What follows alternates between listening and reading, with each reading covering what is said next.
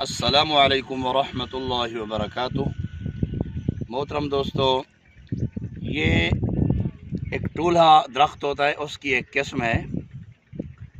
اس کی کلمیں لگائی جائیں تو یہ پھر ٹولہا میں تبدیل ہو جاتا ہے۔ ویسے اسے ہماری مقامی زبان میں لئی بولتے ہیں، لئی کی لکڑی۔ یہ بڑی کارآمد ہے، یہ خود روح پودا ہے، خود روح۔ اس کی کلمیں لگائیں تو پھر یہ تناور درخت بنتا ہے، پھر اسے ٹولہا کہتے ہیں۔ لیکن یہ جو لئی ہے یہ سیم زدہ علاقوں میں خود بخود ہوتی ہے اللہ کے حکم سے۔ اس کا میں آج آپ کو ایک بہت نایاب نسخہ بتا رہا ہوں، بہت قیمتی نسخہ اور نایاب۔ ہمارے علاقوں میں اور دیگر علاقوں میں، دریاؤں میں، سمندروں میں ایک مچھلی کی قسم ہے کالے کلر کی، اسے لوہاٹی بولتے ہیں۔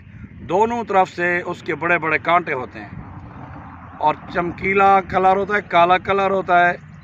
جیسے ہی اس کو شکاری ہاتھوں سے پکڑے، وہ فوری طور پر شکاری کے اوپر حملہ کرتی ہے۔ اگر تھوڑا سا ہاتھ ڈھیلا ہو تو ایسے ڈنک مارتی ہے، اس کا کانٹا لگتا ہے۔ بالفرض اگر ہاتھ پہ لگ گیا ہے، آپ دریا کے اندر یا پانی کے اندر رہیں گے تو آپ کو درد صرف یہاں تک محسوس ہوگا، لیکن جب باہر نکلیں گے پورے بازو پر درد ہوگا۔ پاؤں پہ اس نے اگر کانٹا اپنا لگایا لوہاٹی مچھلی نے تو پانی کے اندر رہیں تو صرف پاؤں میں درد ہوگا، لیکن باہر جب نکلیں گے تو پوری ٹانگ میں درد ہوتا ہے۔ اگر 2 سے 3 مچھلیاں کانٹا لگا دیں، آپ کو ڈنک مار دیں، تو پھر آپ کو بخار بھی ہو سکتا ہے۔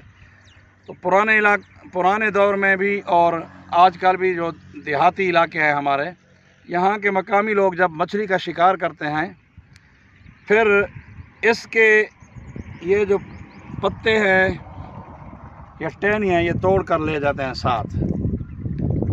تو جیسے ہی اگر ان کو لوہاٹی مچھلی کاٹے، ڈنک مارے، تو پھر وہ آگ جلا کر سوکھی لکڑیاں اکٹھی کر کے آگ جلا کر یہ گیلے گیلے جو اس کے پتے ہیں، ٹہنی ہیں، اوپر رکھتے ہیں۔ پھر اس کا دھواں اٹھتا ہے، پھر وہ اس جگہ پر سینکتے ہیں، ہاتھ ہو، پاؤں ہو۔ اس طرح پھر اس کے دھوئیں سے وہ درد ختم ہو جاتا ہے، بخار نہیں ہوتا۔ یہی ایک ہمارے پاس امانت تھا نسخہ، تو میں نے آپ کو بتا دیا ہے۔ آپ لوگ اگر شکاری ہیں، شکار کر رہے ہیں،